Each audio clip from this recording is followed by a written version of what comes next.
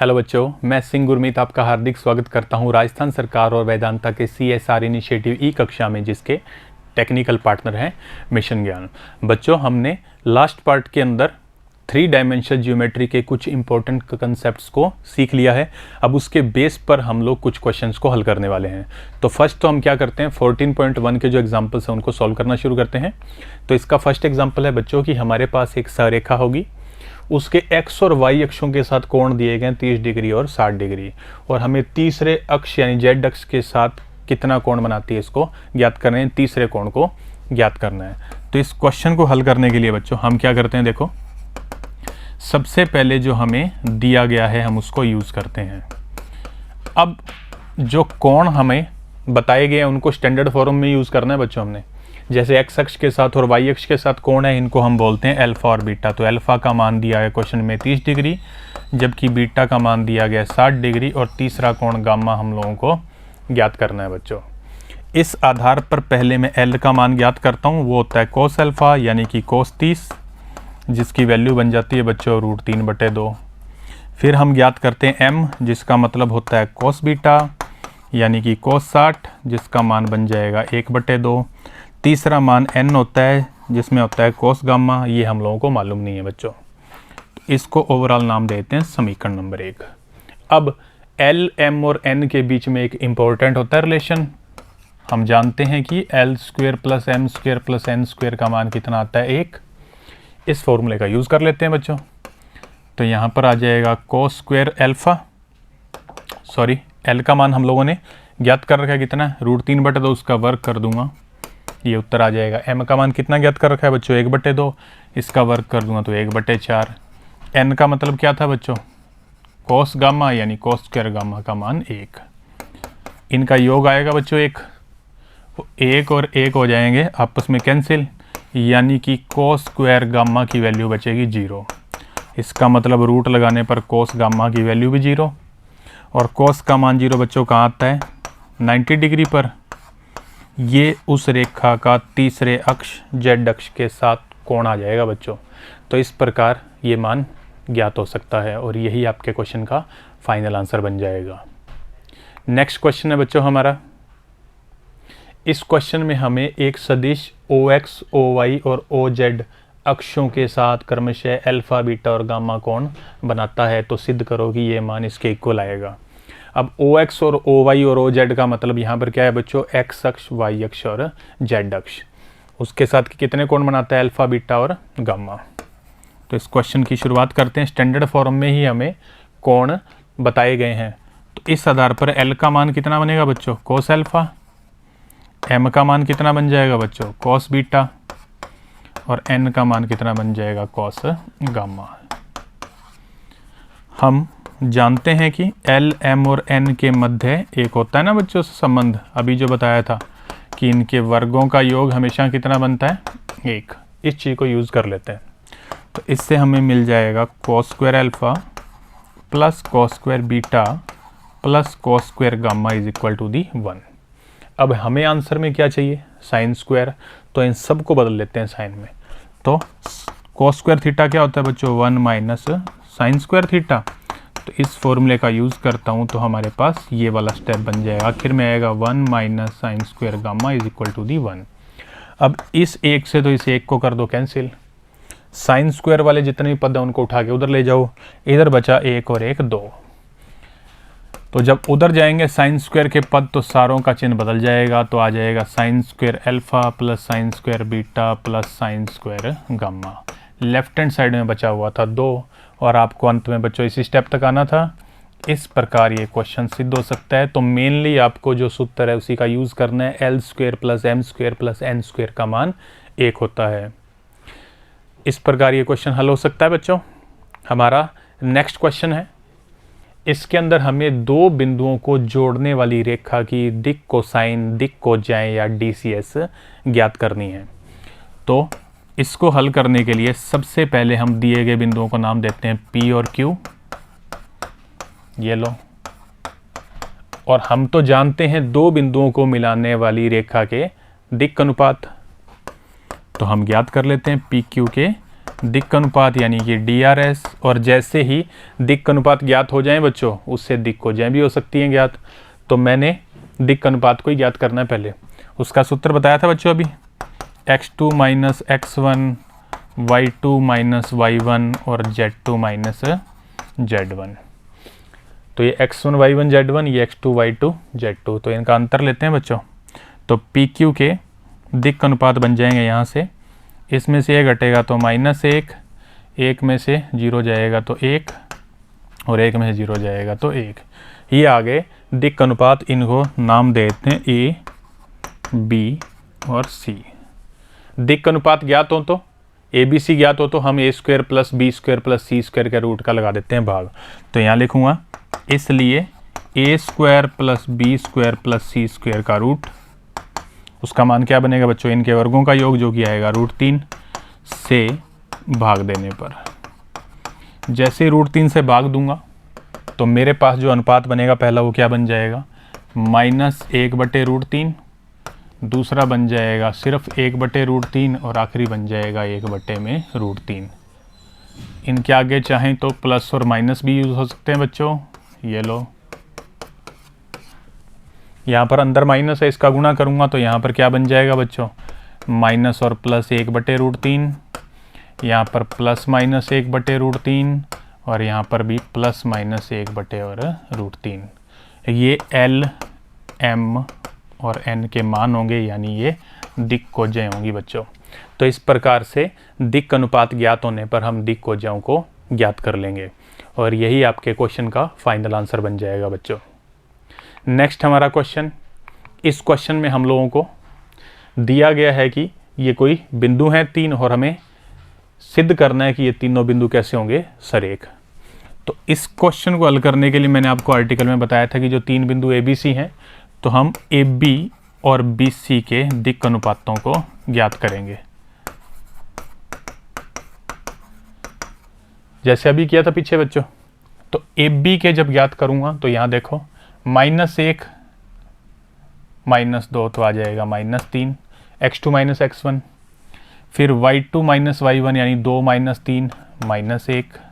इसी प्रकार से जब z2 माइनस z1 करूँगा तो -3 और -4 मिलके बना देगा -7। ये आ जाएंगे AB के दिक् अनुपात। इसी प्रकार से जो BC है उसके ज्ञात करता हूँ। BC ज्ञात करूँ तो -4 -1 ये -3, 1 -2 -1, -10 और -3 का अंतर आ जाएगा -7। ध्यान से देखो, इन अनुपातों को यदि मैं संगत रखते हुए इनका अनुपात ज्ञात करूं, वैसे तो ये ऑलमोस्ट एक जैसे हैं, ऑलमोस्ट क्या एक जैसे ही हैं, वहाँ से भी आंसर आ सकता है, लेकिन सिस्टम बना लो हमेशा ऐसे ही करना है।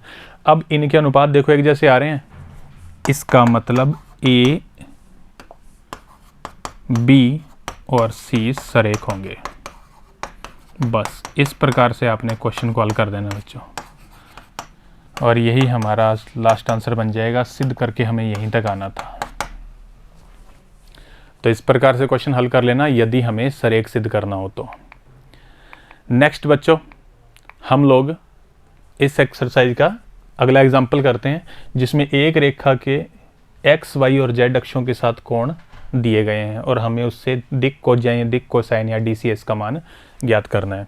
तो जब अक्षों के साथ कोण की बात होती है बच्चों, तो हम उनको नाम देते हैं अल्फा, बीटा, गामा। तो अल्फा का मान दिया है 90, बीटा का मान दिया है 135 और गामा का मान दिया है 45 डिग्री बच्चों। तो दिक् कोज्या का सूत्र होता है L का मतलब कोस अल्फा, यानी कि बनेगा कोस 90 और कोस 90 की वैल्यू 0। दूसरी M का मतलब कोस बीटा होता है बच्चों, बीटा का मतलब दे रखा है 135 डिग्री, इसको हल करोगे तो उत्तर आएगा -1/√2। फिर N का मतलब कोस गामा, कोस गामा का मतलब कोस 45 डिग्री, जिसका मान होता है 1/√2। ये आपके क्वेश्चन का आंसर बन जाएगा बच्चों। बड़ा ही सिंपल सा क्वेश्चन था, जब अल्फा बीटा गामा ज्ञात हो तो उससे LMN बड़े इजीली ज्ञात हो सकते हैं बच्चों। तो इस प्रकार जो एग्जाम्पल थे वो तो हो चुके हैं बच्चों। नेक्स्ट हम इसकी जो मेन एक्सरसाइज है उसके क्वेश्चन भी साथ में ही हल कर लेते हैं। तो 14.1 का जो पहला क्वेश्चन है, बड़ा ही अच्छा क्वेश्चन है बच्चों। क्वेश्चन क्या है ये देखिए, एक रेखा के दिक् कोसाइन ज्ञात कीजिए, और कुछ नहीं बताया, सिर्फ क्या लिखा है, जो निर्देशांकों के साथ समान कोण बनाती है। अब अकॉर्डिंग टू क्वेश्चन जो हम कोण मानते हैं किसी रेखा के वो क्या होते हैं बच्चों, अल्फा बीटा गामा। यहाँ पर कह रहा है कि अल्फा बीटा और जो गामा है उनके मान एक जैसे आएंगे। इसका मतलब कोस अल्फा, कोस बीटा और कोस गामा के मान भी एक समान आने चाहिए फिर तो। और इसका मतलब होता है एल, इसका मतलब एम और इसका मतलब हो गया एन। इसका मतलब दिक् कोजें भी एक समान आएंगी। अब हम एक सूत्र जानते हैं L square plus M square plus N square वाला, उसका मान तो एक होता है। हम इनकी वैल्यू सेम यूज़ करते हैं, एल एम की जगह भी एल और एन की जगह भी एल, क्योंकि सारों के मान एक समान है। इसके इक्वल आ रहा है 1। इनका योग कर दूं तो बच्चों बन जाएगा 3l स्क्वायर, इसका मान 1, भाग लगाएं तो l स्क्वायर का मान 1/3। तो सिर्फ l ज्ञात करूँ कितना आएगा बच्चों, plus minus 1/√3।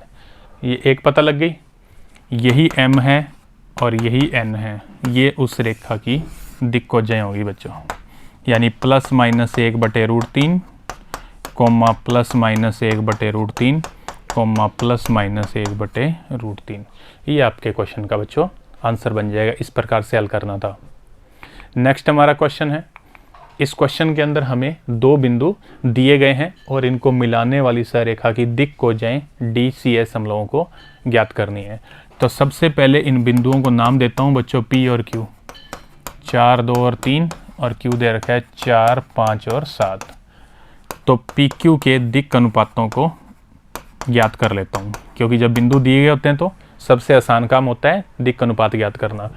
x2 minus x1, y2 minus y1 और z2 माइनस z1। देख लो, 4 में 4 गया 0, 5 में से 2 गया 3 और 7 में से 3 गया तो बच जाएगा ये वाला उत्तर। अब क्या करना है, ये मान है वास्तव में a, b और c के।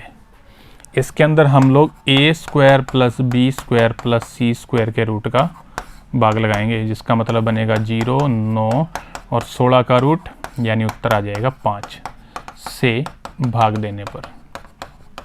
जैसे ही 5 से भाग दूंगा तो यहाँ पर बनेगा 0/5, यहाँ पर बनेगा 3/5 और यहाँ पर बन जाएगा 4/5। चाहो तो प्लस माइनस सिंबल यूज़ हो सकता है। ये L होगा, ये M होगा और ये N होगा। ये आपकी दिक् कोजें बन जाएंगी बच्चों। हालांकि 0/5 का मतलब क्या बन जाएगा बच्चों, 0। तो 0, 3/5 और 4/5 इस रेखा की दिक् कोजें बन जाएंगी। नेक्स्ट हमारा क्वेश्चन है बच्चों, इस क्वेश्चन में हमें एक सरेखा के दिक् अनुपात पहले ही दिए गए हैं। तो क्वेश्चन की शुरुआत करते हैं। हमारे पास a का मान है 2, b का मान -1 और c का मान -2। हमें क्या करना है, इससे दिक् कोजें को ज्ञात करना है। दिक् कोजें को ज्ञात करने के लिए हम a square plus b square plus c square के रूट से भाग देते हैं। जैसे ही इससे भाग दूंगा तो वास्तव में भाग किससे जाएगा बच्चों, 4, 1 और 4 का रूट यानी कि √3। हमें √3 से भाग देना है बच्चों।